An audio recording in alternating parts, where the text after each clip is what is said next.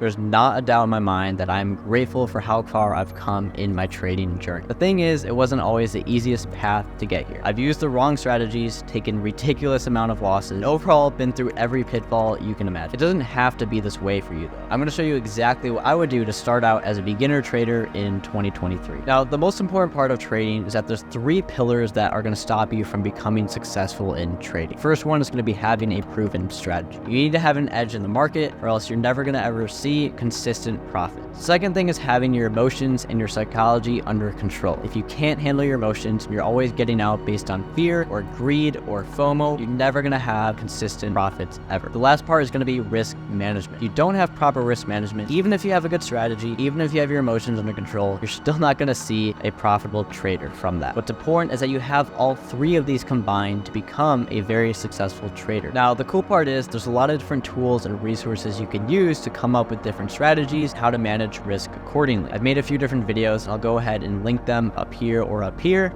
so you can go ahead and check them out after this video. Now, by far the most important part when it comes to being successful with trading is having a mentor. Just like any other sport or any other hobby that you have, the fastest and easiest way to success is finding someone who's done all the work for you. Typically, it takes on average around 2 to 3 years for a trader to become successful, if that. You can cut that down to a much shorter time period if you're learning from someone and taking all of that knowledge from them. Another thing is that you simply don't know what you don't know. The other thing on top of a mentor is being part of a community. It's really nice when you're part of a community where a lot of people are trading the same stuff. You can ask different questions, get some confirmation on your trades. You can really make sure that you're trading, going about this the right way. It's simply like being on a team with a sport. If you're playing soccer, you would rather play soccer on a team instead of just practicing alone. If you're doing it with a team, you're able to get a lot more experience and also become better at soccer a lot faster. The same way should be with your trading. You're trading with a group of people who are all trading the same strategies, have the same mindset, are looking to achieve the same goals. You're going to have a much better opportunity at becoming successful with day trading. The reason why I think having a mentor is so important is because that is the #1 reason that actually got me to becoming successful with trading. I've been trading about 6 years now. It took me about 2.5 to 3 years till I really finally got it to work. The first 2 years, I didn't have any type of mentor, any type of community, or any type of education at all. Simply tried at it with my own, and I lost about $15,000 in the process. Over the past 6 years, I've gotten to a point now where I can be a mentor to other people and help them become successful. It's crazy because now we have over 100 students that I've mentored. 91% of them have found success with me. Now, a really big thing that you want to look at as well is paper trading. This is simply where you're trading in the real markets, but with fake money. The reason why this is so important is because it allows you to get used to a strategy, used to executing trades, and also learn how broker or the platform that you're trading on actually works. There's a few different platforms you can look at. My favorite would be Thinkorswim by TD Ameritrade. You can sign up an account with them for free. This way you can get a really good sense of how the market works, how to trade options, how to trade futures, and all the other products that TD Ameritrade offers. Now, the most important part when it comes to simulated trading is that you want to do it realistically. A lot of people will fund their fake money account with $100,000 or $1 million, and they will just go all in because they think it's funny to simply just see that they made $300,000 worth of fake money. Doing this is going to set unrealistic goals, unrealistic expectations. That's not really going to advance you in your trading career. What you want to do is start it out realistically. Fund your paper trading account with $5K and take it seriously. Risk $100, $200 a trade. Don't go all in with your account. You're going to have a much better experience when it comes to actually trading with real money. Now, the one downside I want to add to simulated trading or paper trading is essentially that you don't get the same emotional or psychological effect when trading with real money. You'll notice there's a huge difference when you go from paper trading to trading with live money. Since it's fake money and you don't really care if you lose it, you don't have the emotions when it comes to actually trading in the market. And you'll notice as soon as you start to trade with real money, your heart's going to start beating. You're not going to trade the same. There's a massive difference that a lot of traders tend to overlook. So it's important that when you are paper trading that you don't do it too long, because you want to make sure that you get used to trading with emotions, understand how your self-awareness works, understand how you are as a human. Now, the last thing that you want to be doing when it comes to trading is journaling all of your trades. This is so key, and I'm so glad I did it when I first started trading, because you're never going to know what's actually stopping you from being successful. There's a million different journals out there you can use. You can simply just use Google Sheets. You can use an Excel spreadsheet. What matters is that you're actually journaling and learning from from all of your trades. If you can see patterns in your own trades, see that maybe your losers are a lot bigger than your winners, you can use that and change your strategy around so your winners are bigger than your losers. But the key part here is that you're never going to know that unless you journal all your trades and actually figure out why you're not being consistent with your profit. Very similar to how football players will review tape and review previous games that they played,